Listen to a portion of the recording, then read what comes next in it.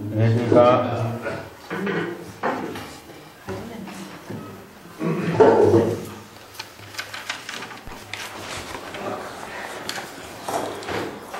이번 시간에는 우리 교재 15쪽 되겠습니다. 보살행의 상서 부분에서부터 하겠습니다. 제가 원문을 한 단 한 단 읽어보겠습니다. 악연피토의 항사보살이 종종 인연으로 이구불도니 호규행시 금은산호 진주만이 자그만호 건강재진 노비거성 보식찬녀 환희보시라. 해양불도하고 원덕시성이니 삼계제일에 제불소탄이라. 이게 이제 서가모니 부처님이 묘법연화경을 설하게 되니까 여러 가지 상서가 일어난 것을 쭉 앞에서 설명을 했습니다만은 보살행으로서 일어나는 상서가 이제 여기서 좀 설명을 하고 있거든요. 내가 저 사바세계를, 피토라고 하는 것은 저 사바세계를 말합니다. 사바세계는 중생이 살고 있는 세계를 말하고 있습니다. 그리고 사바세계의 항사보살이 사바세계를 살펴보니 항사는 항하사를 줄임말이죠. 겐지스강의 그 모래알같이 많은 숫자의 보살들이 그런 말이죠. 이제 인도에서는 그 많은 비유법을 쓰면서 항사 이런 말 씁니다.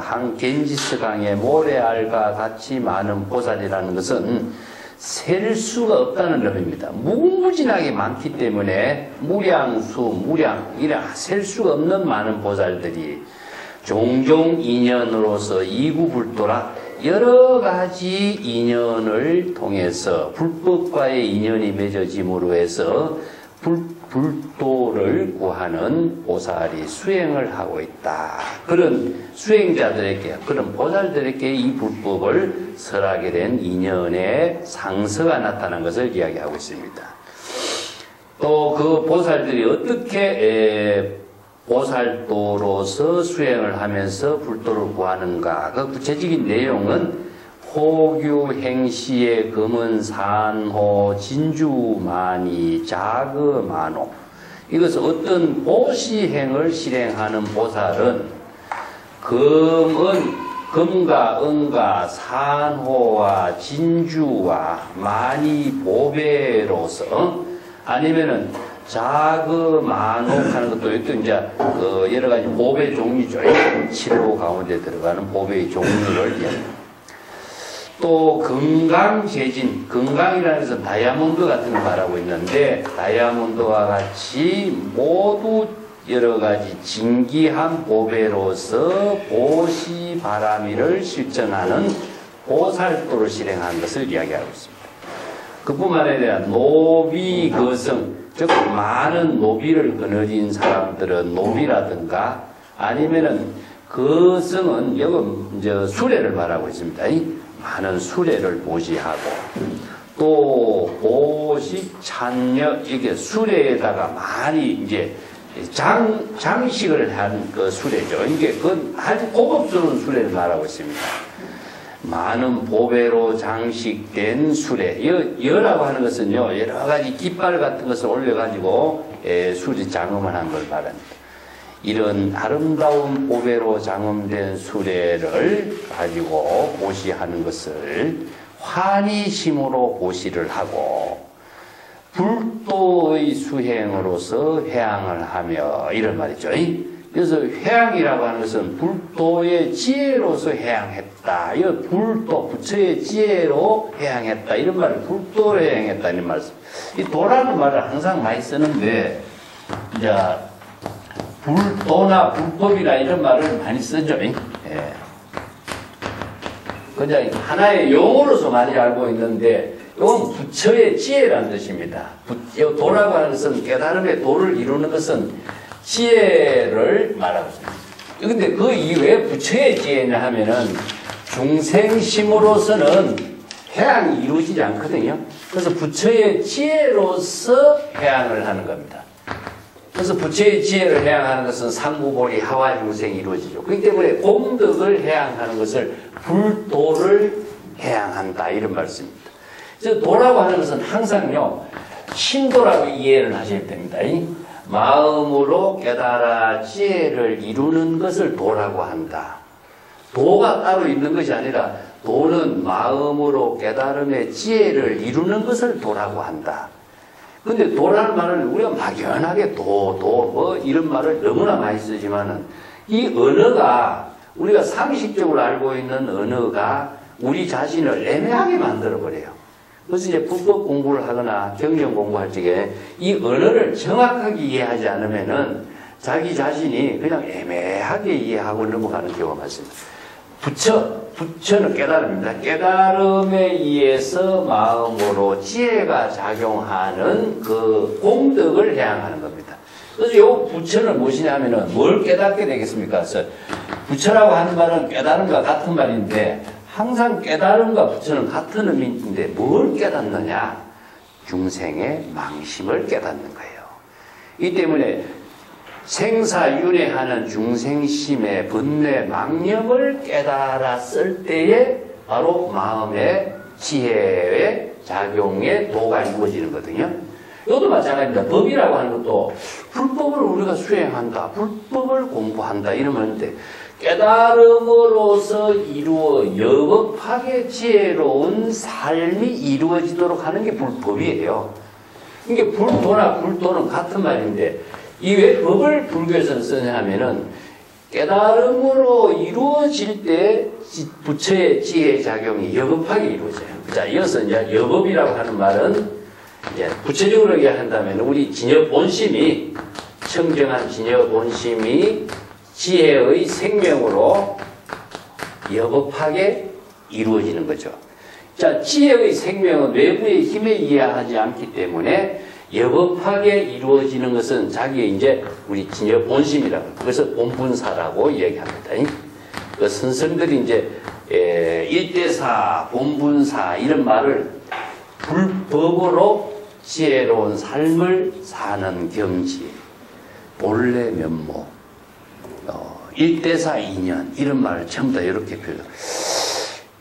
불법이라든가 정법이라든가 이런 말은 전부 다 그런 의미로 있습니다. 법이라고 하는 것은 생명 활동하고 있는 겁니다. 여법하게 물이 흘러가는 것처럼, 이 법이라는 글자를 다른 말로 한다면은 물이 흘러가는 거거든요. 물이 가만히 있는 상태가 아니라 물이 흘러가기 때문에 물이 본성의 생명으로서 작용하고 있는 상태를 말하기 때문에 깨달음의 지혜로 진여 본심의 생명이 여법하게 작용하는 경지를 이루는 것. 여기 이제 불법이라든가 불도라든가 이런 말씀입니다. 그래서 불도를 구한다 하는 것은 궁극적으로 뭐죠? 우리가 중생심으로 살고 있는 자신을 중생심의 번뇌 망념을 정법으로 깨달아서 불지견으로서 깨달아서 부처의 지혜로운 생명이 되도록 구하는 겁니다. 이걸 구법, 구도 이런 말 쓰죠. 그래서 구도와 구법행으로서 구체적으로 육바라밀을 실천하는 것을 여기서는 행시 이런 말 쓰거든요. 여기서 이제 보시행을 이야기하고 있는데 여기서 여러 가지 보배도 등장하고 있고 또 보물도 자기가 아끼는 것도 없이 다 베푸는 것을 이게 보시라고 하는데 사실 우리가 자신의 진정한 생명을, 지혜로운 생명을 이루는 것은 보시행을 통해서 이루어져. 인간은 생명의 나눔이라고 이야기합니다. 자, 우리가 이것을 지혜를 해양한다 하는 것인데 자신의 생명의 나눔이다. 어떤 생명의 나누냐면 지혜의 생명의 나눔이거든요.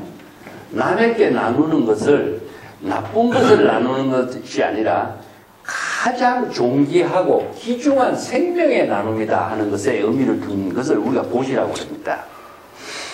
여기서 이제 여러 가지 의미가 있지만은, 모든 존재가 생명의 나눔에 의해서 우리가 불교에서는 뭐가 있냐면 연기법이 이루어져요. 자, 이걸 이제 인연관계가 이루어지는 것을 연기라고 하는데, 생명의 모든 작용이 자기 혼자서는 존재할 수 없는 생명의 나눔이 이루어지는 거죠. 만물이 모든 생명의 나눔에 의해서 연기관계를 이루게 있어요. 이걸 상이상관관계라고 하는데, 상이상관관계 속에 자신의 생명의 나눔이 바로 지혜를 해양하는, 공덕을 해양하는 것이다.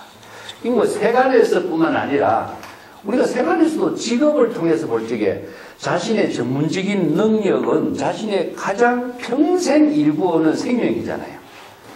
자신의 전문성을 많은 사람들에게 나눌 때에 자신의 존재가 이루어지는 거거든요. 자신 혼자 그걸 갖고 있어봤자 아무런 의미가 없어. 의사 선생님이 평생 의학을 연구하고 환자를 돌보면서 쌓은 경험을 많은 사람들에게 그 의술을 베풀 때에 의사로서의 진정한 생명의 나눔이 이루어지는 거고, 교사가 한 분야의 연구를 잘해서 많은 사람들에게 가르치는 것도 그렇고, 과학자가 연구를 하는 것도 그렇고, 모든 것은 자신의 생명의 나눔에 의해서 자신의 존재적인 삶이 이루어지는 거거든요. 자, 이것은 우리가 일상적인 모습이지만은 모든 자연의 생명은요, 모든 것이 바로 생명의 나눔, 연기관계 속에서 이루어지고 있어요. 이걸 불교에서는 이제 회양이란 말씀입니다. 지혜의 생명을 회양하는 것이다. 대상이 없이 회양하는 거죠. 그래서 만물의 생명의 나눔을 보시라고 합니다. 자, 여기서 회양, 불도를 회양한다. 자, 여기에서 자신의 모든 지혜와 능력, 생명의 지혜를 나누는 것을 불도를 회양한다는 겁니다. 중생심으로 나누는 것이 아니라 부처의 지혜로 생명의 나눔을 회양이라고 한다. 자, 이렇게 해서 시성, 원덕, 시성, 삼계, 제1인, 재불소탄이라. 이 시성은 뭐냐? 일불성을 말합니다. 그래서 대성, 일불성.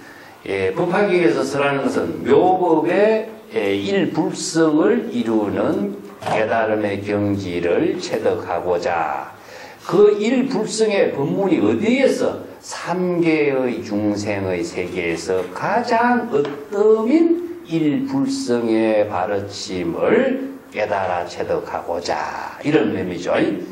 제불이 그 삼계의 중생들이 살고 있는 가운데에서 가장 으뜸인, 가장 수성한 법문인 일불성의 깨달음의 경지를 체득하고자, 이 깨달음을 체득할 때에 제불이 찬탄을 받게 되는 것이다.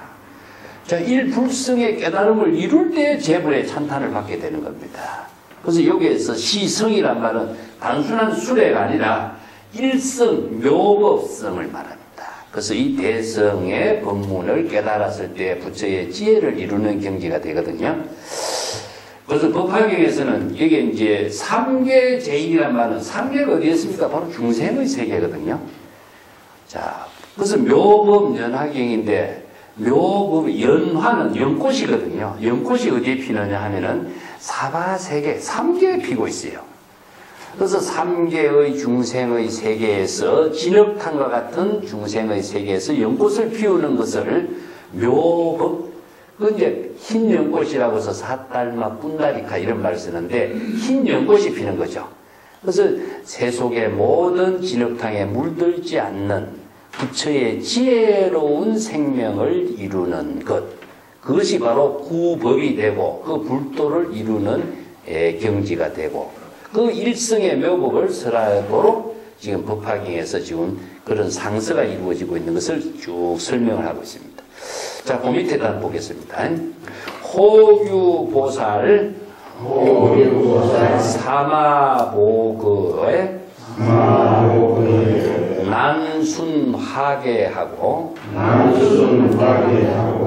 헌식보시하니. 헌식 보시하니 부견보살이 신육수조 급처자시하여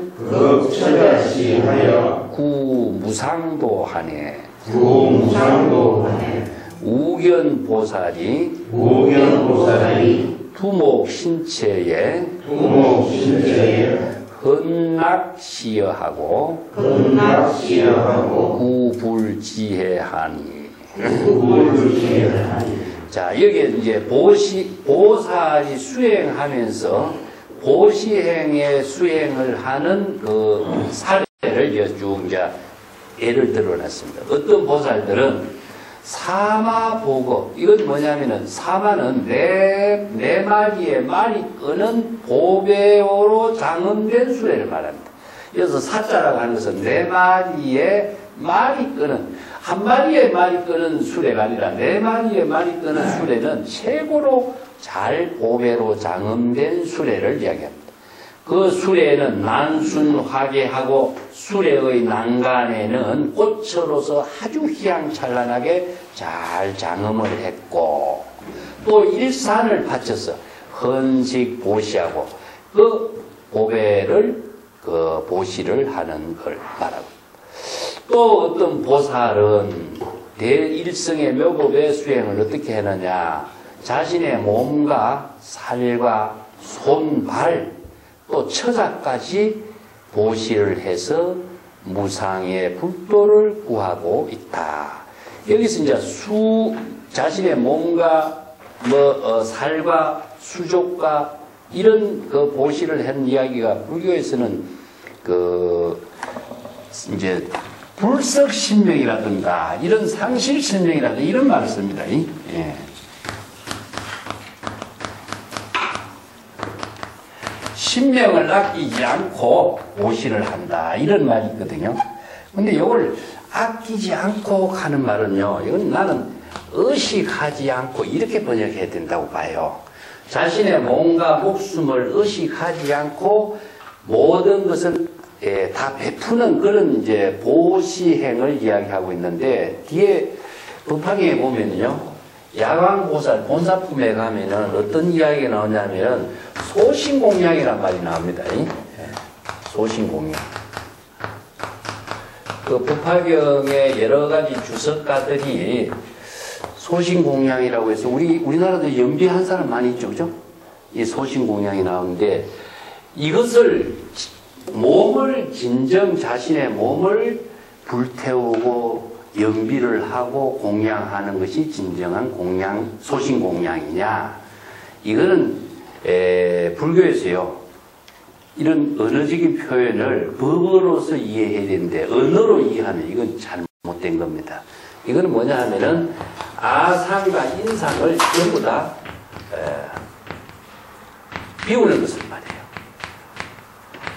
자의식을 다 비우고 재물에게 공양을 하는 것을 소신공양이라고 하지, 아상, 인상을 가지고 공양하는 것이 말라는 말이거든요.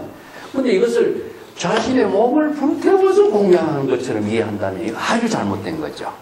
예, 이것도 불석신명과 마찬가지. 여기도 이제 현우궁 같은 데 보면은 이제 여러 가지 극단적인 보시를 하는 사례가, 구법의 보시행을 하는 사례가 많은 이야기가 나옵니다. 나찰에게 몸을 던져서 보시를 했다든가, 자기 아버지가 부모에게 자기의 몸에 살을 베어서 보시를 했다든가, 이런 사례가 많이 나오는데, 그런 것은 하나의 자신의 불석신명이라는 거죠. 자신의 몸과 목숨까지도 의식하지 않고 이런 의미로서 보시를 한 것이지, 자신의 진정하게 막 살을 베어서 보시했다든가 이렇게 하는 것은요, 자신의 신체를 이렇게 손상했다든가 하는 것은 그런 의미입니다. 이게 구법망구라고 씁니다. 법을 구하는데 자신의 몸을 의식하지 않고 이 구법망구를 이렇게 표현해요. 이게 뭐냐면 자기 자의식으로서 내가 몸과 목숨을 의식한 사람은 구법을 할 수가 없어요. 구법이라는 것은, 법은 뭐였습니까? 바로 진여의 지혜를 이루는 진여 본심의 지혜로운 생명을 할 수가 없어요. 왜냐? 자의식이 있기 때문에. 그래서 자의식을 비우고 대상 경계를 비울 때에 구법이 되는 거죠. 이 때문에 구법의 의미를 두고 이 문장을 봐야지 다른 생각으로 이 문장을 본다면은 여러 가지로 이제 오해가 생길 수가 있어요. 그래서 구법의 의미입니다. 아까도 얘기했지만은 구법은 아공, 법공이 돼야 돼요. 자의식과 대상 경계가 비어서 진여 본심의 지혜로운 생명이 이루어져야 구법이 돼요. 근데 구법이 되는 경지에서는 자신의 몸과 목숨을 의식해서는 안 되거든요. 그래서 구법망구란 말 씁니다. 이게 굉장히 많은 오해를 합니다. 근데 경전 번역하는 분들이요, 전부 다 이걸 글자대로 번역을 해버려요. 그러니까 소신공양 같은 경우 가장 큰 문제인데 자신의 몸을 불태워서 공양을 했다. 이것은 정말 아주 위험한 일이거든요. 그래서 글자대로 번역해서 생긴 부작용은 오히려 이거는 극단적인 하나의 그 불교의 경전에서 가르치는 것이밖에 안 돼요. 그래서 구법에다가 의미를 둔다면은 아공, 법공, 아상, 인상을 비워서 진여의 지혜로운 생명의 회항이 되는 그런 이를 구법이라고 합니다.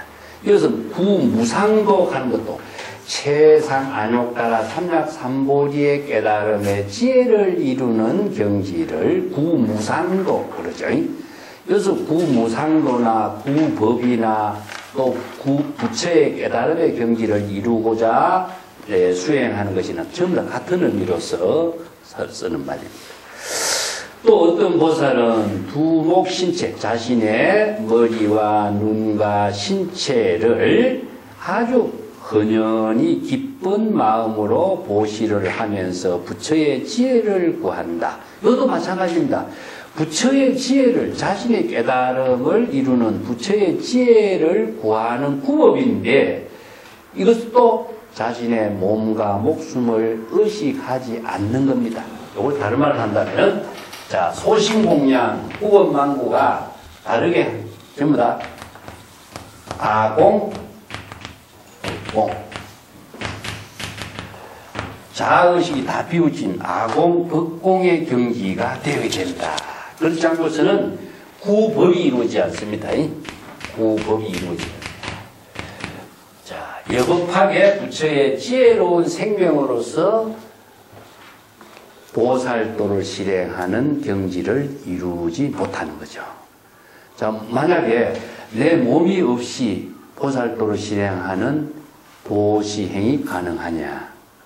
이거는 맞지 않거든요. 이 때문에 이런 말들이요, 오해가 생길 수 있는 언어들이 많이 있어요. 그렇기 때문에 여러분 주의를 좀 할 필요가 있습니다. 자, 뒷장 넘어가겠습니다. 16쪽입니다. 문수사리여 악연제왕하니 왕내불소에 무무상도라 변사낙토하고 궁전신첩에 체제수발하고 이피법보하니 혹견보살은 이작비구하여 독처한정에 낙송경전이라. 우견보살은 용맹정진하여 이버신산하고 사유불도하누. 이 우견이욕에 상처공한하고 심수선정하여 심수선정하여 덕오신통이라. 덕오신통이라. 우견보살은 한선합장하여 이천만개로 찬제법왕하니. 우견보살은 지심지고하고 능문제불하여 문실수지라. 우견불자는 정해 부족하고 이무량유로 위중강법이니 헌락설법에 화제보살하고 파마병중에 이격법고라. 네. 문수사지여. 이제 문수사지 보살에게 질문하는 거죠. 악연제왕의 왕에 불소하고 문무상도라. 예, 내가 볼 때에 모든 국왕들이, 자, 사바세계에 있는 여러 국토의 국왕들이 부처님의 처소에 가서 참례를 하고, 예라고 하는 것은 찾아가서 이제 문안을 드리고 예를 올리는 거죠. 부처님이 계시는 장소를 찾아가서 예를 올리고 무상의 불도에 대해서 질문을 하는 모습을 내가 보게 되는데, 자, 그런 사람들이 구도를 하는 거죠. 이제 옆에서 제왕이 지금 구도하는 거죠. 그죠? 자, 인도에는 그 유명한 아사세 그 왕도 있고, 아쇼카 왕도 있고, 빈비사라 왕도 있고, 카니시카 왕도 있고, 이런 불교의 한 시대에 그 역사를 이룬 왕들이 굉장히 많습니다. 근데 인도 천하를 이제 통일하는 왕은 아쇼카 왕이죠. 그 아쇼카 왕이 사실은 석가족의 왕족까지도 전부 다 통합을 시켜버렸죠. 그래서 이제 인도를 천하를 통일하면서 아쇼카 왕이 나중에 부처님의 유적지에다가 아쇼카 석주를 세워요. 돌기둥을 세웁니다. 그래서 우리가 오늘 인도에 여행을 가면은 부처님이 여기에서 설법을 내고 여기서 열반에 들고 여기에서 성도에서 도를 이루고 하는 그 장소마다 석주를 세워가지고 거기다 기록을 해놨어요. 그래서 그걸 남아있거든요. 그 많은 제왕들이 그렇게 전쟁을 치르면서 어떤 문제가 일어났느냐, 수없이 많은 사람들을 죽이고 하면서 생기는 그 여러 가지 전쟁의 참혹함을 나중에는 불법을 부처님을 만나서 불법에 이제 희를 하면서 그것을 회항하는 그런 그 왕들이 많이 출현하죠.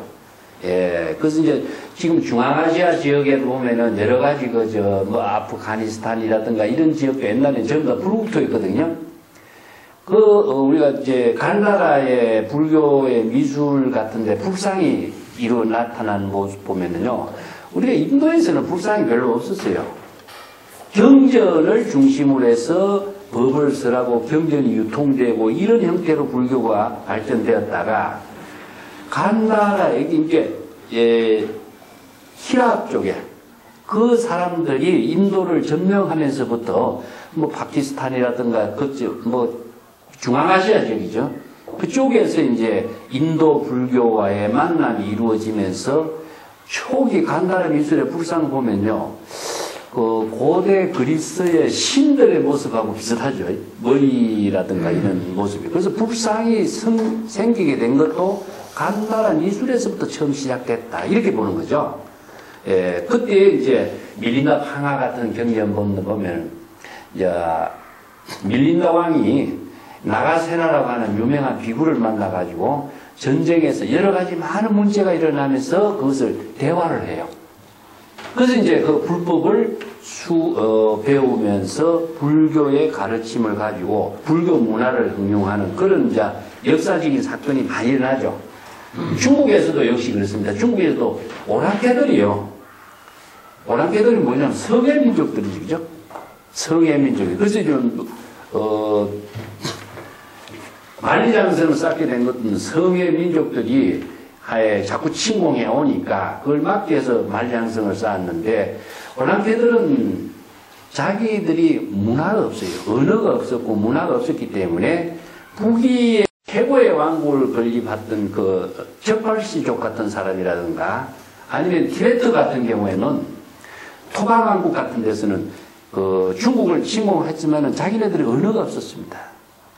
그래서 이제 한민족들에게 가장 큰 플렉스는 뭐가 생겼느냐 하면은 우리는 싸움을 잘하고 흉노로서 싸움을 잘하고 중국을 침공을 했지만은 우리 자체의 문화가 없기 때문에 한민족의 문화에 항상 큰 플렉스를 갖고 있었죠. 그래서 이제 오랑캐들이 불교 문화를 수용하기 시작합니다. 그래서 티베트 같은 경우나 북위 같은 경우는 불교를 중심으로 해서 불교 국가를 건립하죠. 티베트의 모든 언어가 인도의 언어를 모본어로 해서 산스크리트 언어를 모본어로 해서 티베트 언어를 만들어요. 그 이제 시선 태촌왕이라고 하는 사람들이 이제 중국의 문성공주를 맞이해가지고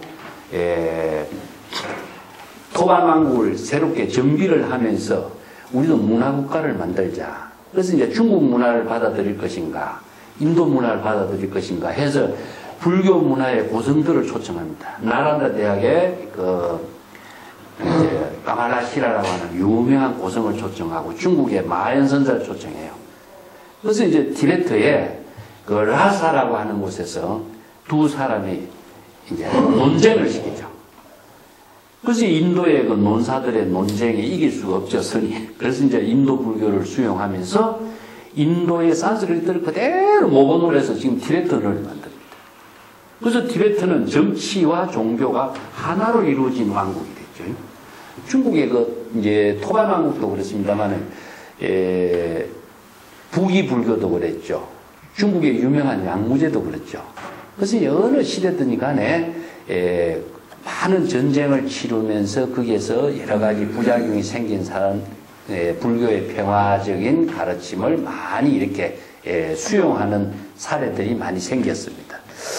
그런 그 배경들이 여기에 법화경에도 나타나고 있습니다.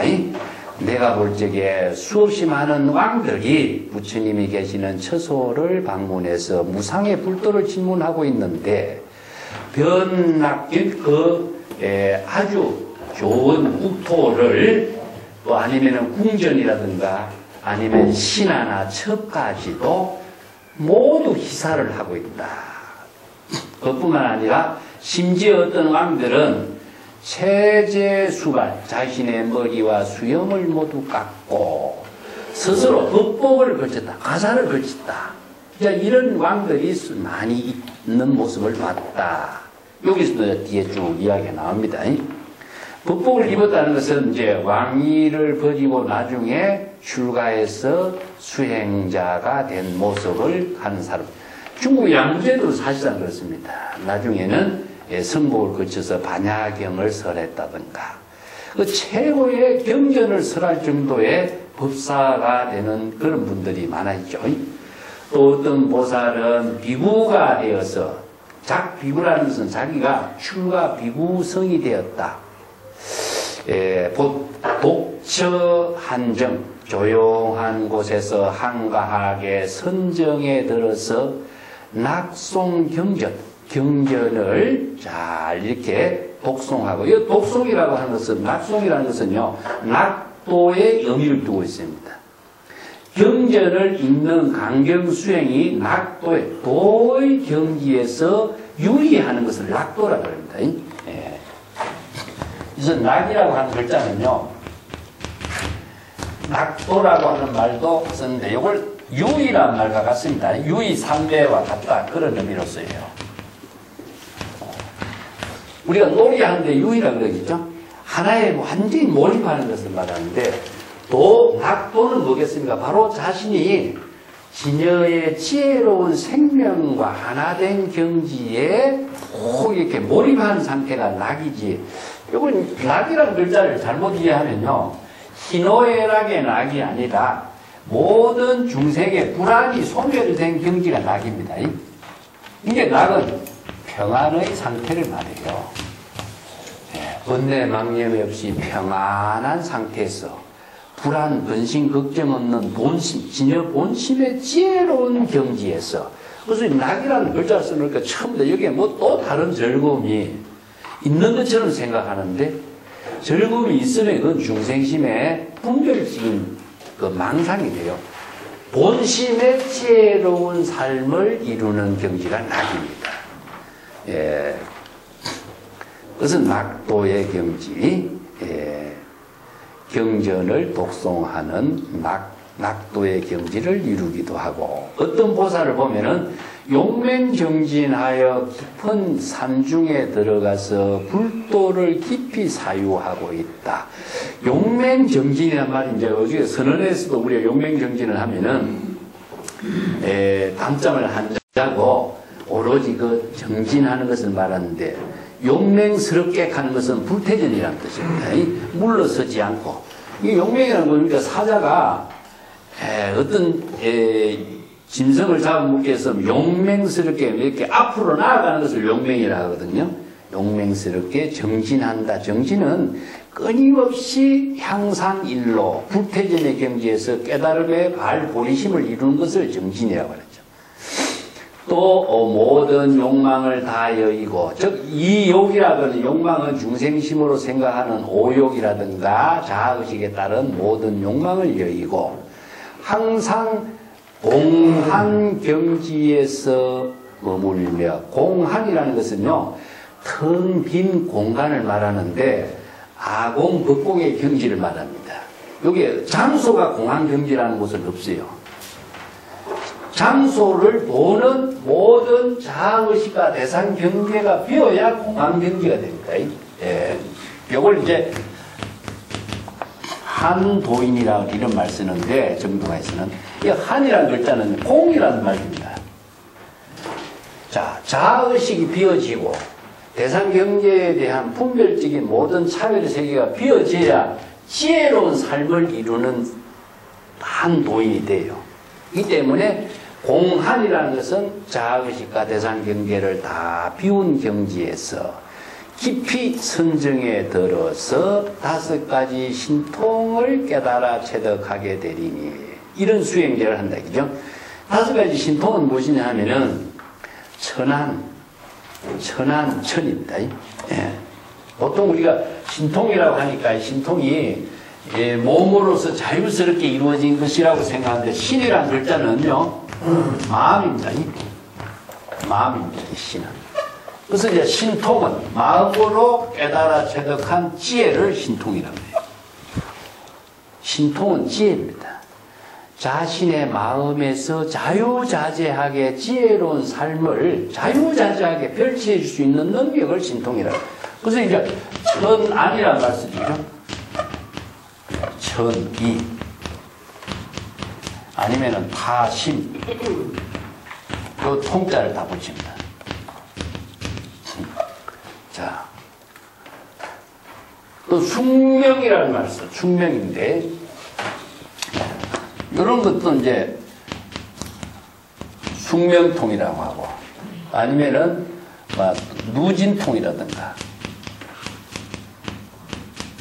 이런 말 쓰는데 여기서 천이라고 하는 것은요 자연이라는 뜻입니다. 본래라는 뜻이죠. 외부의 힘에 의존하지 않는 상태를 천이라고 합니다. 보통 우리가 이제 천이도 마찬가지. 그렇기 때문에 본래의 눈이기 때문에 중생심의 분별심으로 작용하는 눈이 아니라는 뜻입니다. 자, 이것은 본래의 눈은 본래 면목의 눈이기 때문에 진여 본심의 눈입니다. 진여 본심의 눈, 진여 본심의 귀. 예? 그렇기 때문에 중생심의 분별적인 작용이 되지 않고 진여 본심의 지혜로 작용하는 눈. 이게 바로 우리가 불안, 해안, 거반, 천안 이런 말도 이제 금강경에서 5가지 눈을 이야기하는데 중생심의 모든 의식이 소멸된 지혜의 눈을 그렇게 5가지로 분류한 거예요. 근데 천이라는 글자가요 본래라고 하는 말로서 이해를 해야지 천안이 따로 있다고 생각하면 안 됩니다. 예. 그 다음에 천이도 마찬가지죠. 귀입니다. 눈과 귀예요. 이거는 여법하게 여실하게 볼 수 있는 지혜고, 귀는 뭡니까? 여법하게 모든 중생의 번뇌 망념의 소리를 다 들을 수 있는 귀예요. 그렇기 때문에 열에는 실지실견이라고 합니다. 모두가 여법하게 알고 모두 다 여실하게 모든 중생의 병을 볼 수 있기 때문에 부처의 지혜로 치료하고 처방해서 모든 해탈을 이루게 하는 힘이 나오죠. 이 타심이라는 것은 다른 사람의 마음을 어떻게 알겠습니까? 자, 요 대화를 통해서 하는 겁니다. 그냥 하는 게 아닙니다. 자, 누가 질문을 하면은 그 사람이 내가 중생심으로 어떤 망념의 병을 가지고 있는가, 대화를 통해서 하는 거예요. 이게 타심통이죠. 그래서 모든, 지금 뭐 심리학에서 이야기한다면 카운셀링이랑 같은, 마찬가지지만은, 모든 그 종교적인 지혜는요, 대화를 통해서 질문하고 대답하게 돼 있어요. 그래서 중국에서는 이걸 선문답이라고 합니다. 선문답도 제자들이 질문을 하고 문제를 질문했을 때 그 질문한 내용을 정법의 안목으로 그 사람의 마음 작용을, 이 사람의 중생심의 병이 무엇인가, 즉 다른 그 사람의 마음의 병이 무엇인가를 아는 게 타심통이에요. 그 마음의 병을 치료해주는 지혜를 알고 있는 것이 타심통이에요. 자, 그러면 숙명은 뭐죠? 과거의 모든 생명을 말합니다.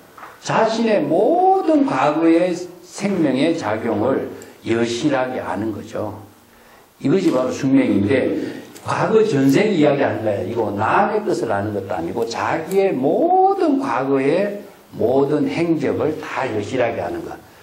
그리고 루지는 무엇이냐? 중생의 번뇌 망념이 다 소멸시키는 지혜를 갖고 있습니다. 이게 5가지 신통이에요. 그 신통이 마음으로 통하는 경지지, 마음으로 깨달음의 지혜가 작용하는 도, 불도나 똑같은 의미예요. 자, 어떤 보살은 안선합장하여 이 천만의 계생으로서 제 법왕을 찬탄한다. 자, 이것은 안선은 무엇이냐 하면요, 본심을 말합니다. 이게 안선정여 이런 말을 쓰는데 이건 선정의 경지를 말합니다.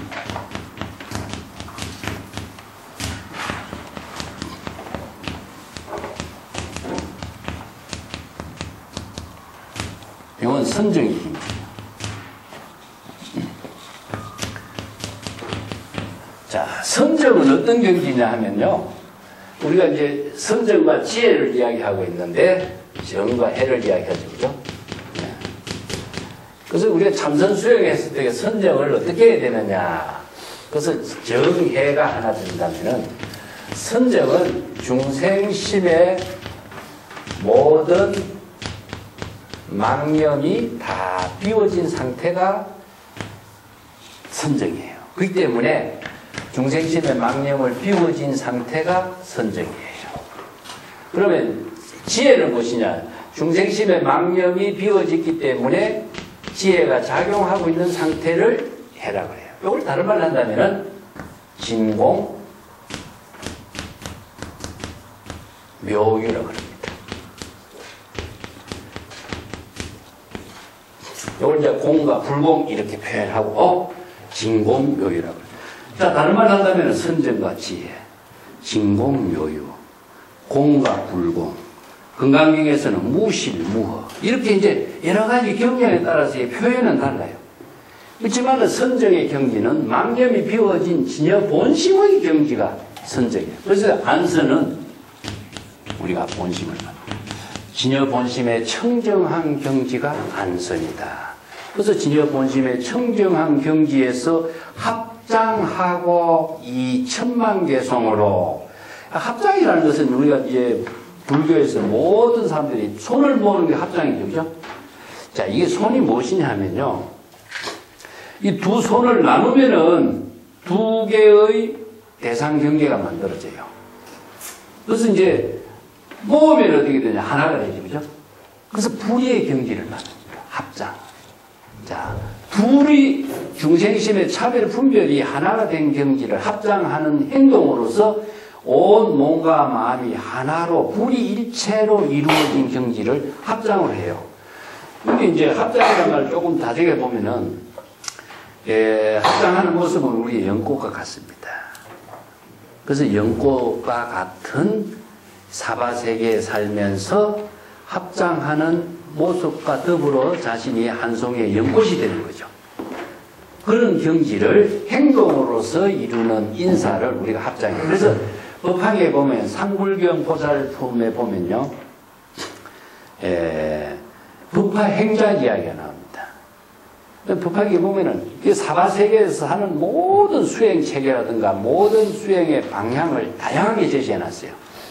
상불경 보살이 어떤 사람이 나를 욕을 해도 자신은 합장을 하면서 당신에게 나는 기억한 마음으로 공경합니다. 당신은 미래의 부처님이 되실 어른입니다. 이렇게 해서 자신을 법화행자, 이게 사바세계에서 연꽃을 이루는 수행자의 보살도를 실천하는 법화행자라고 그래요. 예.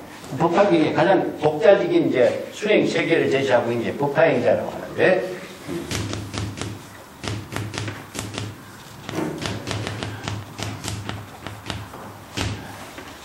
자, 법화, 진여의 지혜로운 꽃을 실천 수행하는 수행자를 법화행자라고 그래요. 이게 지금 일본 같은 데라든가 중국 같은 데서는 이 법화행자적인 그런 수행을 굉장히 많이 한 거예요. 사실상 사바세계에서 보살도의 모든 수행은 법화행자예요. 예.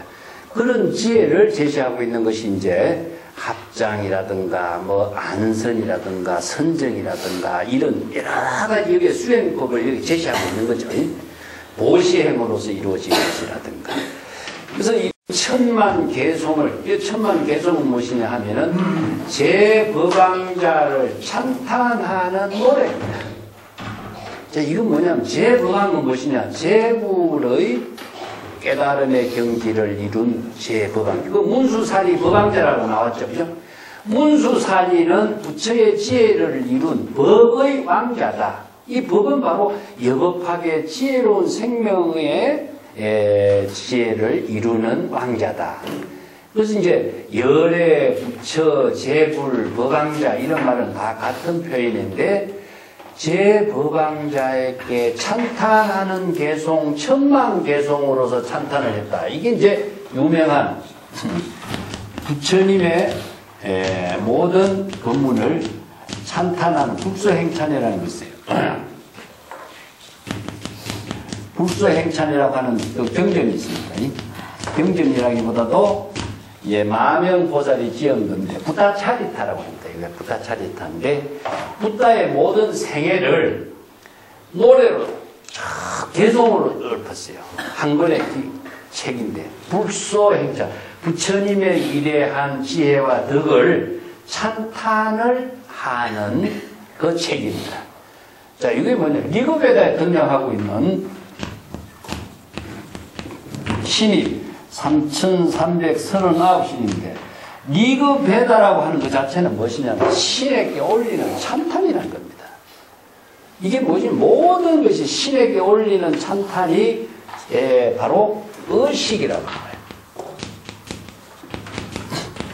모든 종교 의식이요. 이 찬탄에서 이루어져요. 이게 뭐냐면은 요새도 지금 뭐 찬불가 부르죠. 교회 가면 찬송가 부르죠. 신에게 올리는 찬탄, 찬송가, 부처님께 올리는 찬불가, 전부 다 뭡니까? 찬송 그 자체가 자기 자신의 수행이 되는 거죠. 이게 의식이 자기 자신을 성스러운 지혜를 이루게 하는 수행이 바로 되도록. 그래서 찬탄하는 것 자체가 수행이에요. 우리가 경전을 애우고 경전을 읽는 것 자체가 바로 자기 자신이 경전의 지혜와 하나가 되는 수행이 되는 거거든요. 우리 천수경이 어디죠? 천수경에 보면 전부 다 열애 10대 발언문, 뭐 찬불가, 찬탄갑니다. 자, 그것이 바로 대상을 두고 찬탄하는 것이냐? 자, 다른 종교는 대상을 두고 찬탄해요. 대상을 찬탄하는 것이 되지만은 여기에서는 찬탄은 자기 자신이 부처의 지혜를 이루게 하는 겁니다. 수행이 되는 겁니다. 예, 그 경지를 여기에서 이제 수행으로 삼는 거죠. 대상을 두고 찬탄한다면은요, 종교는 모든 대상에 맞는 수행밖에 안 되죠. 예.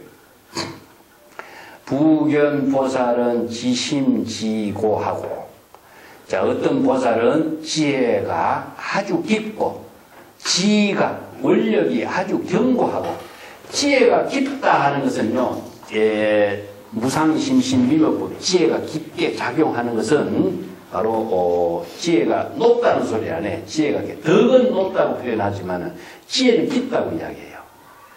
그 다음에 지는 무엇이냐? 원력입니다. 원력의 견고하고 뜻이 하는 것은 원력이죠. 이게 자신의 불도 수행의 원력이 견고하고, 예, 지혜는 깊고, 능히 제불의 질문을, 제불에게 많은 질문을 스스로 하여 제불의 법문을 듣고서 제불의 가르침의 법문을 모두 다 수지하고 있다. 수지는 바로 자신이 깨달아서 체득한 경지를 이루는 것을 수지라고 합니다. 수지, 독송, 이것은 지라고 하는 글자가는요, 항상 자기 자신이 마음대로 활용할 수 있는 능력을 지라고 합니다. 우리가 소지하고 있다 그런 말 쓰죠, 그죠? 자, 불교에서는 이 지자라는 글자가 많이 쓰입니다. 대표적으로는 이제 금강경에서 수지 이런 말 쓰는데, 자, 모든 지혜를 다 갖추고 있다는 말은 총지가 되고, 불법을 자신이 마음대로 쓸 때는 법지가 되고, 불법을 자신이 활용할 수 있다는 주지가 되고, 자신이 일상생활 속에서 방편의 지혜로 마음대로 펼칠 수 있다는 때는 행지를 써요. 전부 다 지자는 우리가 지팡이를 가지고 연필을 가지고 자기 마음대로 활용하게 하는 능력을 갖추게 될 때 지자는 말씀입니다. 불법을 다 깨달아서 수지하게 되고, 어떤 불자를 보면은 선정과 지혜가 원만하게 부족되어서, 이 부족이라는 것은 원만하게 부족된 상태를 부족이라고 그러죠. 무량의 비유로서 중생들에게 불법을 강설하고 있다. 정해가 부족됐다는 것은요, 바로 진여의 지혜를 자유자재하게 방편의 지혜로서 활용할 수 있는 능력을 말합니다. 그런데 불교에서 이야기하는 지혜는 그럼 무엇이냐? 지혜가 있느냐? 아까도 이야기했지만은, 자, 많은 사람들이 지혜가 따로 있다고 생각하고 선정이 따로 있다고 생각하기 때문에 이것을 제가 자주 이야기합니다만은, 우리 진여의 청정한 본심은 바로 선정의 경지인과 동시에 지혜의 작용을 펼칠 수 있는 힘인데, 자, 이 지혜는 무엇이냐면요, 지와 지를 두 개로 나눕니다. 선정의 경지는 번뇌 망념이 다 비워진 상태라고 그랬죠. 요거 해는 무엇이냐면, 불아주냐라고 하는 것은요, 근본지를 말합니다. 근본지. 근본지는 우리 진여 본심에 부족되어 있어요. 이 지혜는. 그래서 정해는 부족되어 있습니다. 진여 본심 그 가운데에 부족되어 있는 지혜를 선정과 지혜라고 합니다. 이 지는 무엇이냐면 방편지입니다. 근데 근본지와 방편지는 둘로 나눌 수가 없어요. 그래서 이걸 이제 지혜 이렇게 하나로 묶었습니다. 지혜 하나로 쓰는데, 요 지는 무엇이냐, 방편의 지는 무엇이냐 하면요, 시절 인연과 함께 자유자재하게. 이게, 자, 이것은 근본지가 작용하게 하는 입장이라고 한다면, 방편의 지혜는 중생의 병에 맞추어서 병에 진단하고 치료하고 처방하는 지혜를 방편지라고 해요. 이것은 언제냐? 지금, 여기에서 자기의 어떤 일에서 이루어지는 지혜는 전부 다 방편의 지혜를 말해요. 그래서 근본지는 드러나지 않지만은 방편지를 이루게 하는 토대가 되는 거죠. 그죠? 그래서 방편지를 부족하는 것이 우리가 일상생활 속에서 수없이 많은 비유 법문을, 여기서 무량의 비유를 통해서 중생들에게 법을 설한다. 법을 강의한다. 이것은요, 방편의 지혜를 쓰는 것을 말합니다. 중생들의 사람의根기에 따라서 또 아니면 수준에 따라서 우리가 학생들도 중고, 초, 대학생이처럼 그 수준 능력이 다 다르기 때문에 거기에 맞추어서 설명을 하려면은 다양한 방편의 지혜를 비유를 사용해요. 그래서 법화경에서는 비유 법문이 있고 방편 법문이 있고 인연의 비문이 있습니다. 여기 지금 쭉 설명하고 있는 것은 인연의 비유 법문인데 이 세 가지 비유 법문, 방편 법문, 인연 비유 법문을 잘 활용할 수 있는 능력이 있어야 된다는 것을 말합니다. 그 다음에 모든 아주 즐거움에 법을 설하면서 모든 보살들을 교화하고, 자, 여기서 소흥락이라든가, 이게 범락이라든가, 낙이라고 하는 것은 아까도 이야기했지만은 본심으로 유의삼매의 경지에서 여시설법을 하는 거예요. 모든 수행자 보살들을 교화하고 마군의 모든 병사와 같은 대중을 타파하고, 여기서 마군이라고 하는 말이 나오죠. 마라라 말이 나오는데 마군이의 모든 병사의 대중을 타파하고 법고를 친다. 참 재미난 표현들 써놨습니다. 그래서 마군이는 말한다, 말아. 이걸 이제 마라고 쓰는데, 마는 사실상요, 외부의 마가 아니라 이게 자기 스스로의 망념을 말하라고 합니다. 그렇기 때문에 마구니가 따로 있는 것이 아니라 자기 스스로의 번뇌 망념 속에서 일어나고 있는 모든 것을 다 말하고 해요. 그래서 망념을 타파함으로 해서 마구니를 항복시킨다든가, 아니면은 번뇌 망념을 항복시킨다든가, 여시 항복 이런 말 쓰죠. 그죠? 조복시킨다든가 할 때에 마구니의 모든 망념을 다 비워졌을 때에 선정의 경지를 이루는 거예요. 그래서 마구니가 외부에 있다고 생각한다는 착각입니다. 우리가 수마라 말씀드리면 잠이 많이 오는 것을 수마라 그러거든요. 남이 나를 잠자게 하는 마구니가 있느냐? 자기 스스로의 신체적으로나 여러 가지 조화롭지 못했을 적에는 잠이 오는 마구니가 생기는 것이거든요. 그 마음속의 모든 망념을 다 마구니라고 합니다. 그리고 법고를 친다. 이게 법의 북인데, 이게 이제 중국에서도 우리가 사찰에서 보면은 이제 법례를 친다든가 법고를 친다든가 하죠. 이게 뭐냐면은 법음을 울린다 이런 말입니다. 법음을 울린다 아니면은 범음을 울린다 이런 말 쓰는데, 이 음이라고 하는 것은 전부 다 소리입니다. 소리의 내용은 무엇이냐 하면은 설법의 소리도 소리고 외부에 들리는 모든 자연의 소리도 소리인데, 이 소리가 바로 깨달음의 인연이 되는 소리가 돼요. 근데 여기에서 법이라든가 이런 말은요, 분별의 소리가 아닙니다. 이 소리를 듣게 되면 분별심이 소멸되는 소리가 돼요. 이걸 법음이라고 합니다. 부처님의 설법은, 여시설법은 중생의 번뇌 망념을 소멸시키는 힘이 있어요. 그리고 지혜를 이루게 하는 깨달음의 인연이 되는 법문이다. 그래서 법문이라고 말 쓰고 법음이라고 씁니다. 그래서 이제 부처님의 설법은 법문이라고 쓰죠. 법을 깨닫는 문이 되는 거죠. 그죠? 근데 이 소리를 통해서 이루어지거든요. 그 소리를 통해서 법의 깨달음의 문에, 우리가 열반의 문에 들어가는 것이지, 그 소리를 자각하지 않고 여시 아문하지 않으면은 우리가 그 깨달음의 문에, 법의 문에 들어갈 수가 없는 거죠. 그래서 이 법고를 쓰는데, 열반경에 보면 내가 전에 이야기했는가 모르겠는데, 도독고라고 하는 말이 있습니다. 독이 아주 진하게 바른 이제 북인데, 이 북은 한번 치면은 사바세계 우주의 삼천대천세계 이 북소리가 다 울려요. 근데 이 북소리를 들은 사람은 전부 다 죽어버립니다. 왜냐? 이 독이 너무나 진한 독이기 때문에. 그것이 뭐냐면은 도기의 죽는다 하는 것은 사중도가 되는 거죠. 중생의 번뇌 망념이 소멸되고 그와 더불어서 지혜가 생긴다. 활인으로 된다.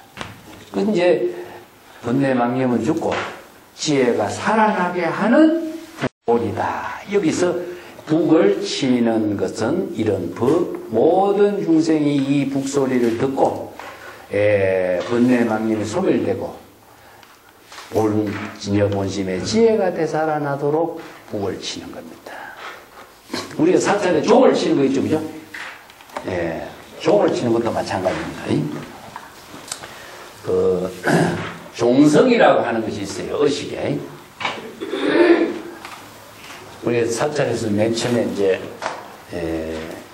새벽에 일어나서 종을 치거나 아니면 오후에 대해서 종을 아침 저녁으로 종을 두 번을 치요. 종성이라고 하는 것을 치는데 한번 적어볼게요. 같이 한번 해주세요. 문종성,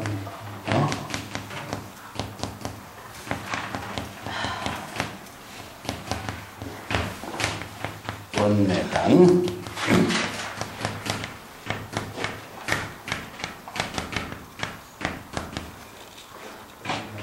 지혜장,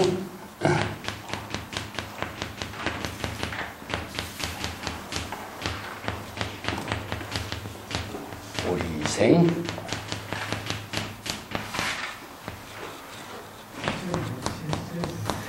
네?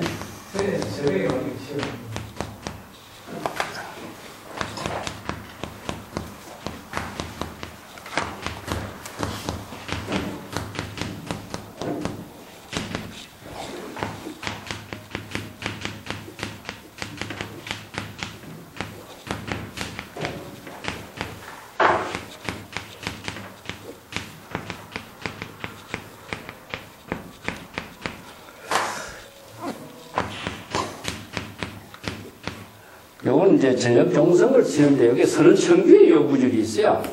그래서 우리나라에서도 지금 이 개송을 종을 치면서 개송을 읊으면서 종을 쳐요. 그냥 종만 친다면은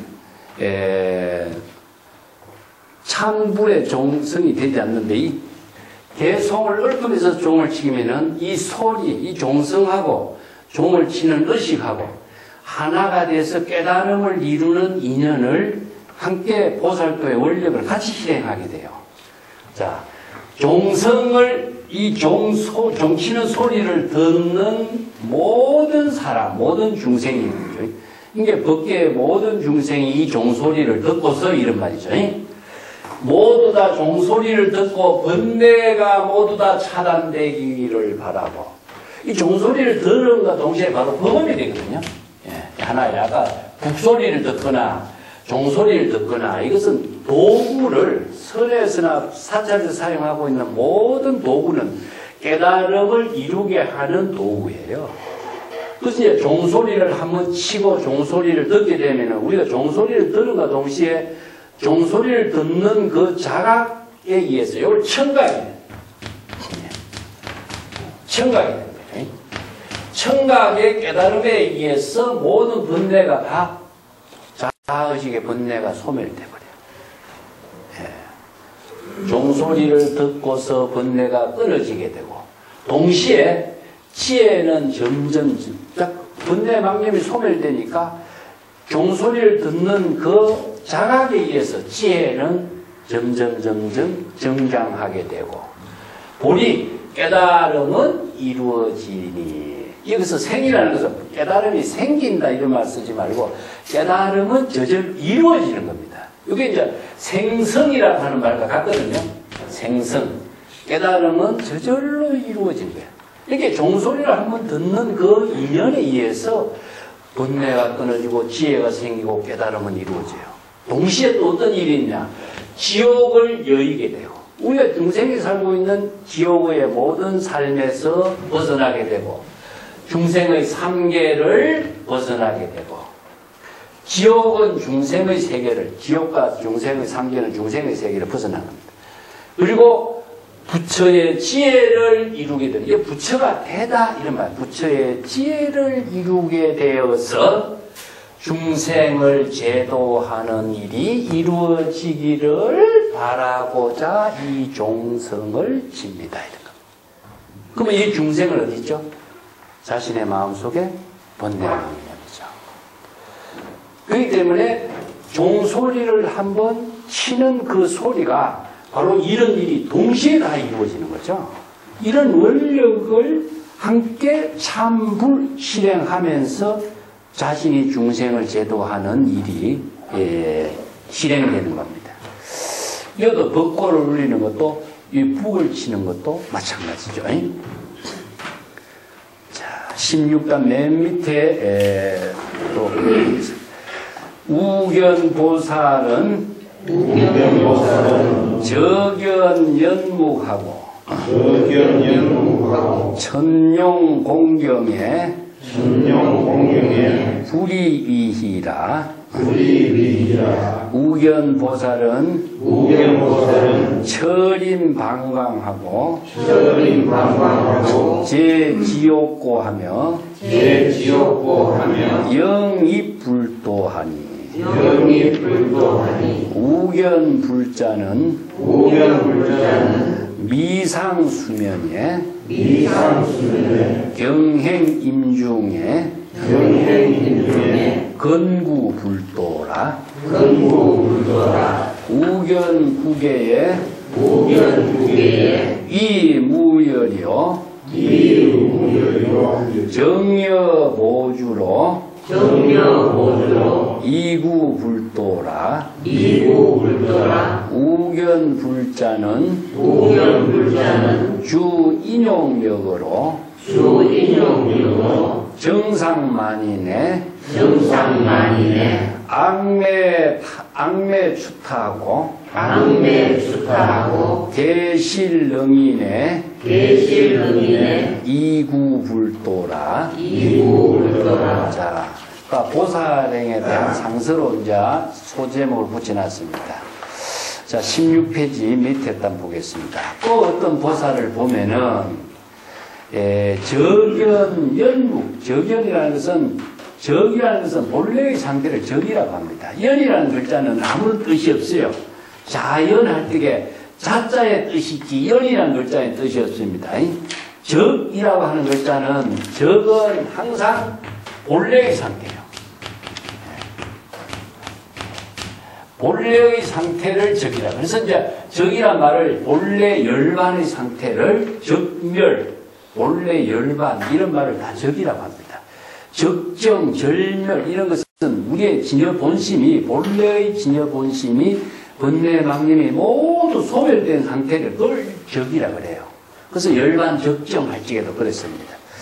어떤 보살은 모든 번뇌망념이 다 소멸된 적연한 경지에서 연묵은 침묵과 같은 말입니다. 모든 어느 문자가 다 분리문자의 경지죠. 어느 문자를 초월한 경지에서 천룡의 공경으로서 즐거워하지도 않고, 천룡은 무엇이냐? 천룡 팔부 신중인데 모든 이제 불법을 옹호하는 신중을 우리가 천룡팔부라고 합니다. 천룡 팔부 신종의 공경을 받은 것을 기뻐하지도 아니하고. 자, 이게 천룡 팔부 신중의 공경을 받으면 사람이 기뻐해야 되는데 기뻐하지 않는다. 이건 어떤 의미냐면요, 대상을 두지 않기 때문에 기쁨이 없는 겁니다. 그 희노애락을 갖고 있으면요, 남이 나를 칭찬하면은 희노애락 감정에 떨어져서 사람이 기뻐하고, 또 남이 나를 싫어하면은 또 시기 질투하고 하면은 또 싫어하고, 이러면 중생심이거든요. 그렇기 때문에 무희 영무란 말 써요. 기쁨도 근심도 모두 소멸된 경지야. 어떤 상태냐면은 적연연묵의 경지는 본래의 상태거든요. 이 때문에 중생심이 소멸한 경지이기 때문에 남이 나를 헐떡거나 칭찬하거나 거기에 마음이 동요되지 않는 경지에 수행을 하고 있는 그런 모습을 지금 이렇게 표현했어요. 또 어떤 보살은 철임방광하고 제지옥고에 영이 불도라. 어떤 보살은 철임, 숲속에서 지혜의 광명을 놓고 지옥에 고통받는 중생을 모두 구제하여 불도를 깨달아 체득하고 하도록 하고 있다. 여기서 철임이란 말이죠. 이 철임이란 말은요, 불교에서는 숲은 번대망년의 숲을 이야기하고 있습니다. 그래서 이제 법화경하고 화엄경에 보면은 조림이란 말을 씁니다. 조림은 중생의 번뇌 망념의 숲이에요. 망념의 숲입니다. 근데 보리수 이런 말 쓰면 깨달음의 나무인데 조림이라고 하는 것은 굉장히 복잡하고 무질서한 숲을 조림이라고 해요. 우거진 숲인데 이 망념의 숲이에요. 그래서 이제 불교에서는 무명산이라고 합니다. 무명산. 무명산 아니 철이산 이런 말을 쓰는데 쇠로서 둘러싸여진 산. 이런 말을 또 다르게 한다면 신산, 벽산 이런 말을 씁니다. 그 유명한 이백의 시에도 왜 그대는 왜 벽산에 살고 있느냐. 이런 이제 벽산이나 신산이라고 산이라고 하는 것은 번뇌 망념의 숲이에요. 이 때문에 번뇌 망념의 숲에서 우리가 수행도 여기서 하는 겁니다. 사바세계에서 수행하는 것. 그래서 이제 깊은 산중에서 수행을 한다고 하는 것은 망념의 숲에서 수행을 해야 깨달음을 이루어요. 그래서 망념의 숲에서 발심 수행하지 않고서는 부처의 깨달음의 지혜를 이루지 못해요. 이 때문에 이런 숲들이 전부 다 망념의 숲이기 때문에 망념의 숲에서 지혜 광명을 놓는다 하는 것은요, 바로 깨달음의 지혜로운 발심 수행을 하는 경지를 이루는 것을 말합니다. 그래서 철임, 방광, 요 말은 바로 그런 의미입니다. 그렇기 때문에 철임, 방광 뒤에 제지옥고란 말이 나와요. 지옥은 뭡니까? 바로 중생이 번뇌 망념의 숲에서, 무명의 숲에서 고통에 있는 중생들을 구제함과 동시에 그들을 불도를 깨달아 체득하게 하는 겁니다. 이런 표현들이요, 그냥 우리가 스님들이 왜 산중에 들어가서 수행하냐, 여기 보면 안 되는 숲이라고 하는 말이 조림이란 말을 잘 이해를 해야 무명산에서 번뇌 망념의 깨달음을 이루는 수행을 이루는 겁니다.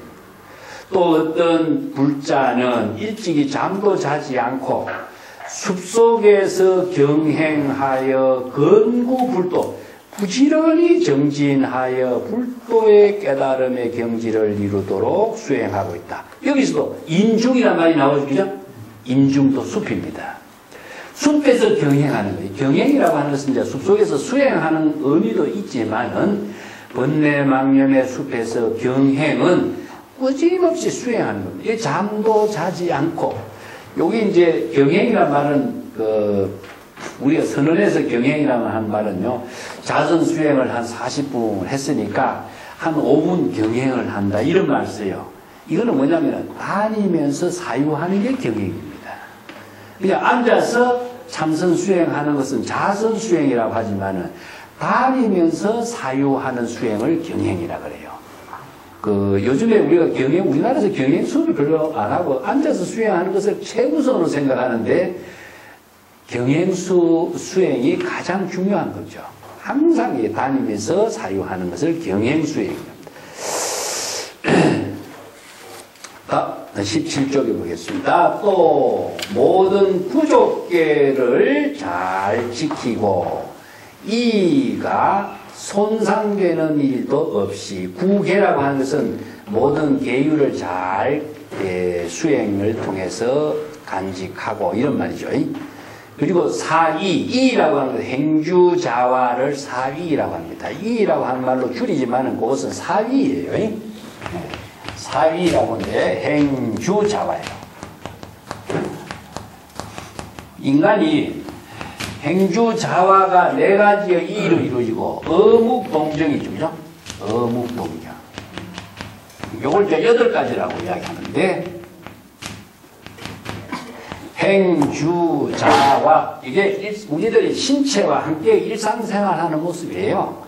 그러면 말을 하고 침묵을 지키고 고요하게 있는 상태. 요게 이제 행주자와 어묵동정은 우리들이 일상생활하는 모든 일을 사비라고 해요. 우리들의 살림살이는 이 행주자와 어묵동정 속에 있습니다. 이 행주자와 어묵동정 속에 중생심이 되기도 하고 또 번뇌망념의 업을 짓기도 하고 되어 있거든요. 이 때문에 무결하는 것은 이의가 사이의가 행주자와 어묵동정하는 일상의 모든 삶이 구족계로서 이루어져서 청정하기 때문에 조금도 결여됨이 없다. 여법하다 이겁니다. 이게 결여됐다는 것은 바로 업이 이루어지지만 업이 이루어지지 않고 여법하게 지혜로 이루어져 있다. 그 마치 뭐가 같았냐? 청정한 맑은 보배 구슬과 같다. 이 보배 구슬을 맑은 보배 구슬을 여의보주라고 하는데 이 맑은 보배 구슬은요 자체적으로 색깔을 지니고 있지 않아요. 자체적으로 어떤 형상을 지니고 있지 않기 때문에 어떠한 모습의 형상과 모양과 색깔이 닥쳐오더라도 여법하고 여실하게 그대로 비춰줘요. 이게 거울과 같아요. 자신의 모습과 색깔이 있으면은요, 그 어떤 사물이 오더라도 비춰줄 수가 없어요. 그래서 우리가 번뇌망념이 더 비워진 마음의 본심을 많이 보주에다 비유하는 거죠. 거울에다 비유하고 있습니다. 청정하기가 맑은 보배의 구슬과 같다. 많이 보주와 같다. 신구의 삼업이 청정한 경지요. 그런 경지에서 불도를 구하는 수행자다. 또 어떤 불자를 볼 때는 인욕행의 힘을 구족하고 있는 삶으로서 이어서 주인욕력이라는 주자는요 지혜로운 삶을 사는 겁니다. 이 인욕행은 인욕바라밀의 지혜의 힘으로서 보살도의 삶을 살고 있다. 이렇게 보는 거죠. 이게 인욕의 힘을 가지고 이런 의미도 되겠지만은 주라고 하는 말은요, 인욕의 지혜의 힘을 구족한 삶을 살고 있다. 여시주입니다.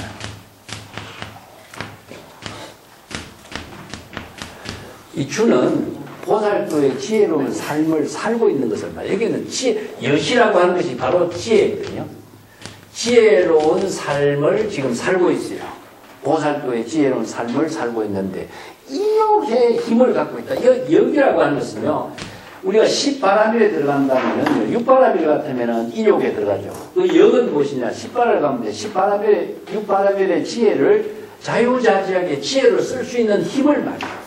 그래서 신 이것은 이제 10바라밀에 들어가죠. 그래서 인욕의 지혜의 힘으로서 보살도의 삶을 살고 있는 삶을 실천하고 있으며 정상만인들을 아주 아주 심하게 매질하면서 때리고 매질해서 질타하고 잘못된 것을 지적하고 있다. 그래서 정상만인은 무엇이냐면요, 교만인입니다. 교만인.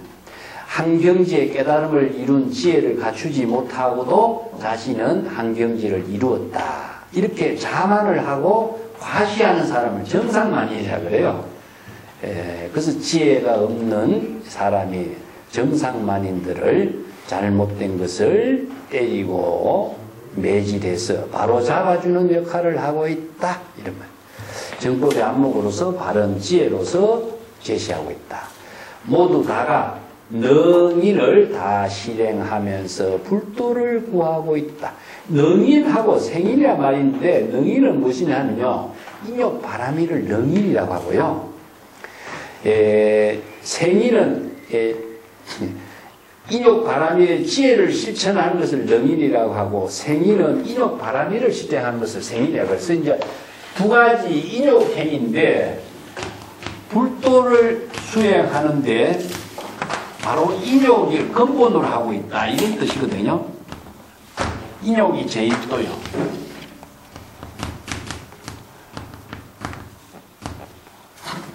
그래서 인욕을 이제 능인과 생인으로 나눕니다.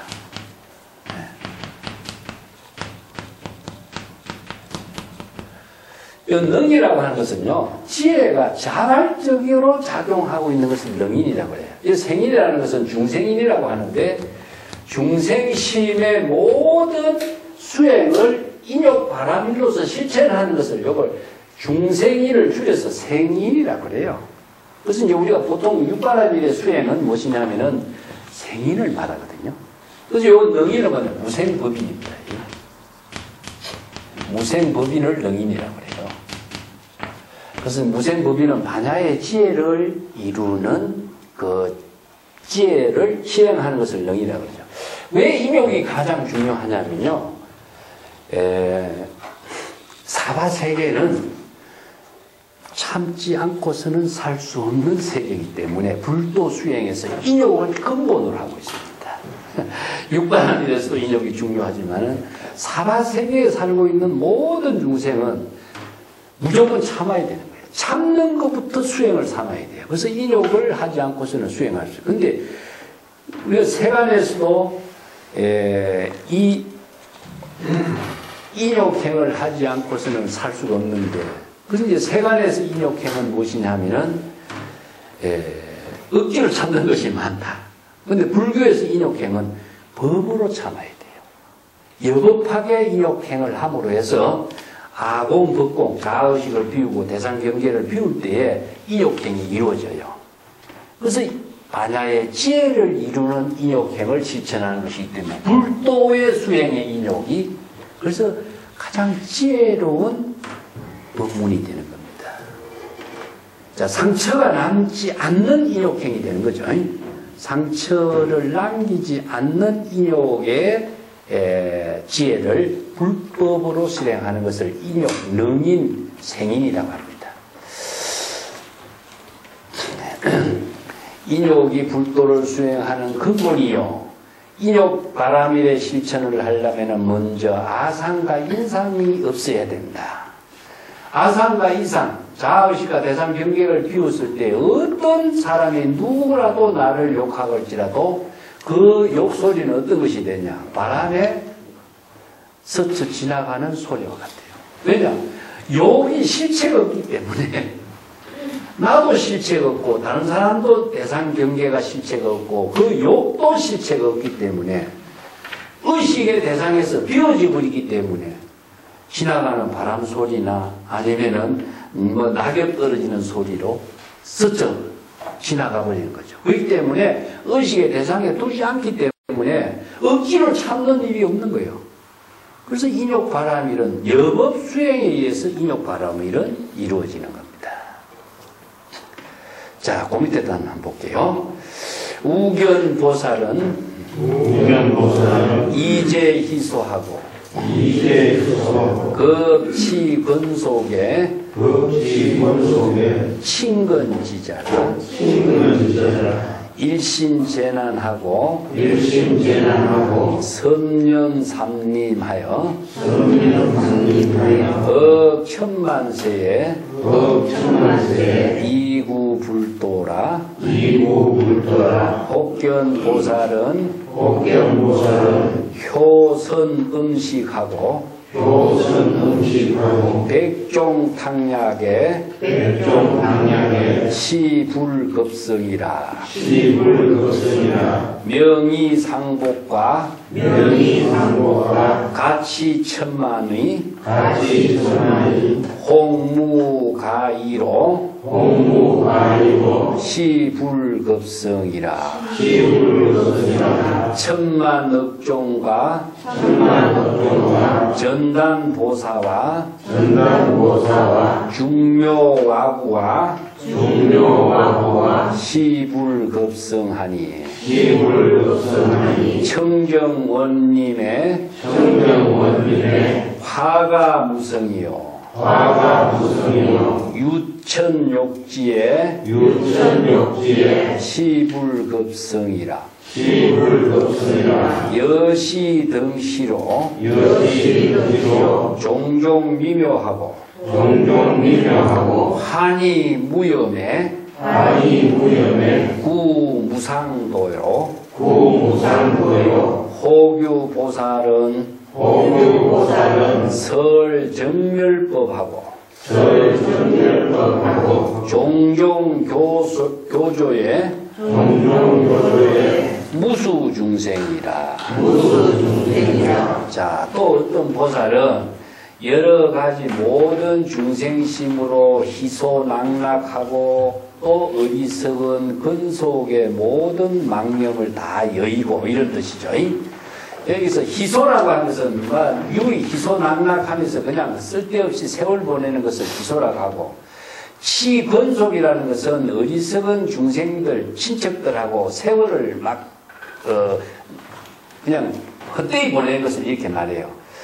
그렇기 때문에 여러 어리석은 사람들하고 희소낙락하면서 세월을 보내는 것을 여의고, 친근지자라, 지혜 있는 사람과 친근하며, 이제 지혜 있는 사람은 바로 불보살이죠.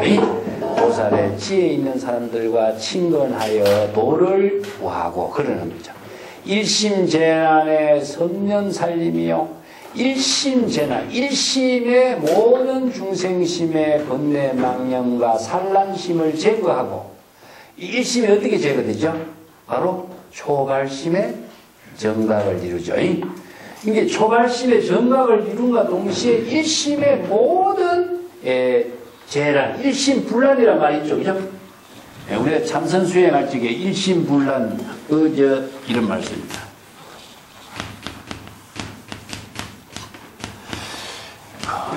자, 일심이 불란하도록 할 수 있는 법은 어떤 법일까요, 그러면? 바로 진여 일심이 번뇌 망념에 산란되지 않을 수 있는 방법은 일심불란이 선정이라든가 연불이라든가 이런 것인데, 전부 다 바로 발심 수행을 통해서 이루어져요. 우리가 마음을 없애려고 한다든가, 아니면 망념을 없애려고 한다든가, 산란심을 없애려고 한다든가, 골치 아픈 일을 없애려고 한다든가 없어지지 않습니다. 자, 이것은 자기 생각으로 없애려고 하는 수행이기 때문에 중생심으로서는 수행이 되질 않아요. 근데 정법으로 없애는 것은 뭐냐? 발심 수행하면은 저절로 다 소멸돼요. 그래서 일심의 모든 산란스러운 번뇌 망념이 다 제거되는 겁니다. 뭐냐? 바로 불지견으로 바로 번뇌 망념이라는 사실을 자각하고 본심으로 되돌아가는 거죠. 이게 발심 수행입니다. 섬념 살림이요. 자, 이 살림도 아까도 이야기했지만은 번뇌 망념의 숲이죠. 번뇌 망념의 숲에서 다양한 망념을 잘 수습하는 것을 섬념이라 그래. 이게 이제 선호념이에요. 금강경에서 이야기하는 선호념. 섬념이라는 것은 선호념과 같은 말입니다. 번뇌 망념을 잘 일어나지 않도록 혼념한다든가 섬념한다든가 섭심한다든가, 이런 섭이라고 하는 것은 잘 포섭한다든가 이런 말인데, 섭심은 망심을 잘 포섭하는 것은 무엇이냐? 본심으로 되돌아갈 때 망심이 포섭되는 것이지, 망심을 없애려고 한다면요, 망심은 절대 없앨 수가 없습니다. 그래서 우리가 마음을 고요히 하고 마음을 비우고 망념을 비우고 이런 말을 참선할 때 많이 이야기하는데, 이것은 불법을 모르는 소리죠.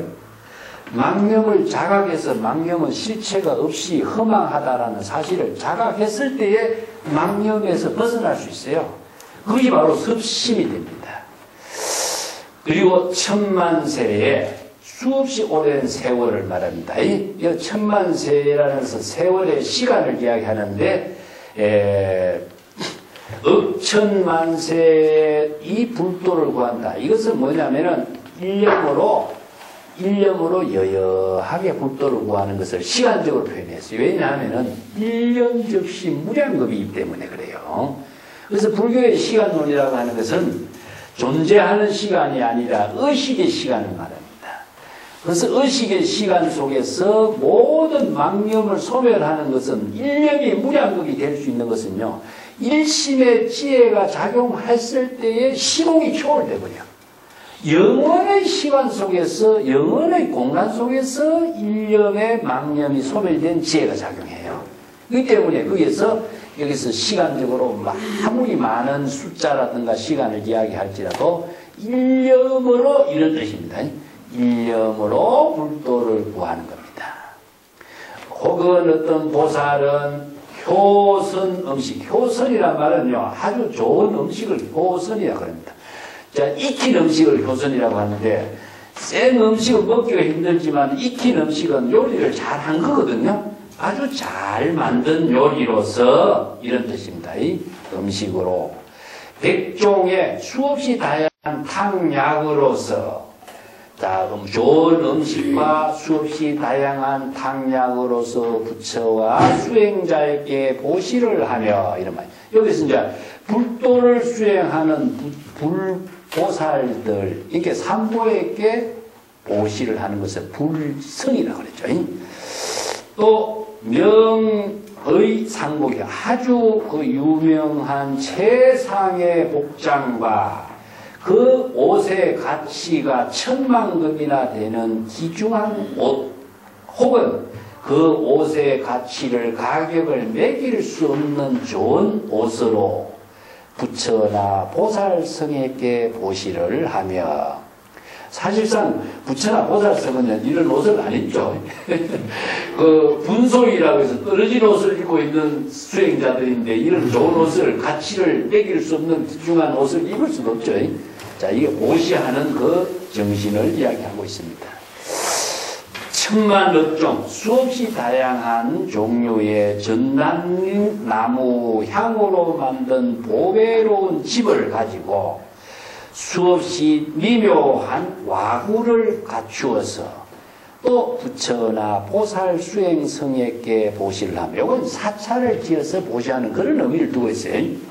여기 전단보사라고 하는 것은요, 전단향으로 만든 보배스러운 사찰을 말합니다. 이게 전단님이라고 하는 말씀인데, 인도에서 그 향의 최고의 그 향나무를 전단향이라고 그래요. 청정한 원림에서 화가가 무성하고, 여기 청정한 그 원림은 큰 원의 밭을 말합니다. 거기에 꽃과 과일이 너무나 무성하게 이루어진 곳에 또 흐르는 물과 청정한 그 물에서 목욕을 하도록 부처와 보살성에게 보시를 하며, 이와 같이 수없이 다양한 평등한 보시로서, 여기서 덩시란 말은요, 평등 보시입니다. 여기서 덩이라고 하는 것은요, 여기 차별이 없는 보시를 말해요. 이것은 우리가 삼륜청정은 이게 평등 보시를 말합니다. 이와 같이 진여의 지혜로 평등한 보시를 통해서 다양하고 미묘한 지혜를 이루고, 보시행 그 자체가 자기 자신을 불가사의한 지혜가 작용이 되도록 하는 겁니다. 그리고 보시행을 하는 것 자체가 환희심을 통해서 모든 더러운 생각, 싫은 생각, 분별적인 생각을 무염이라고 해요. 염이라는 것은요, 자, 중생심, 차별심의 모든 것을 염이라고 합니다. 우리가 그것을 싫어하는 거 있죠, 그죠? 좋아하고 싫어한다든가, 귀찮아한다든가, 권태를 느낀다든가, 이것은 자기가 하는 중생심의 분별심으로 작용하는 것이기 때문에, 여기 환희심으로서 일체 중생심에 싫어하는 망념이 없고, 오로지 무상의 불도를 구하는 원력을 실행한다. 또 혹은 어떤 보살은 정멸의 법을 설하여, 정멸법은 바로 진여법입니다. 본래 정멸, 본래 진여, 열반의 경지를 이루는 법이 정멸위락의 진여법입니다. 그래서 일체 중생심의 번뇌 망념이 소멸돼서 정멸락을 이루는, 부처의 깨달음의 경지를 이루는 진여법을 설해서 수없이 다양한 가르침의 법문을 설하고, 교조는요, 둘 다 가르치다는 뜻입니다. 근데 법을 가르치는 거죠. 설법을 하면서 정멸의 법을 깨달아 체득할 수 있도록 다양한 방편의 법문을 가르쳐서, 이런 뜻이죠. 무수한 중생을 정멸의 법의 깨달음을 이루도록 다양한 방편 법문으로 가르친다.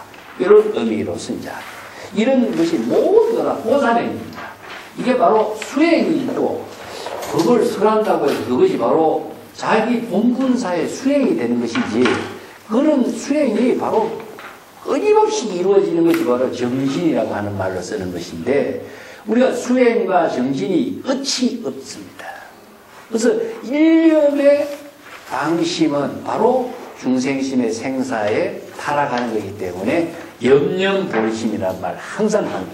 이게 선오념이라고 하는 말을 하고 우리가 어떻게 선오념을 해야 될 것인가, 자기의 번뇌 망념에 타락하지 않도록 자기를 어떻게 잘 보호해야 될 것이냐, 이것은 바로 염념보리심밖에 없습니다. 일념 일념에 발심 수행하는 마음밖에 없습니다. 보리심은 발심 수행입니다. 일념 일념의 발심 수행. 자, 일념 일념의 발심 수행하는 것이 바로 염념보리심. 그것이 바로 선호념이고 바로 생사해탈의 무상의 불도를 구하는 그 보살행위다. 오늘 여기까지 할까요?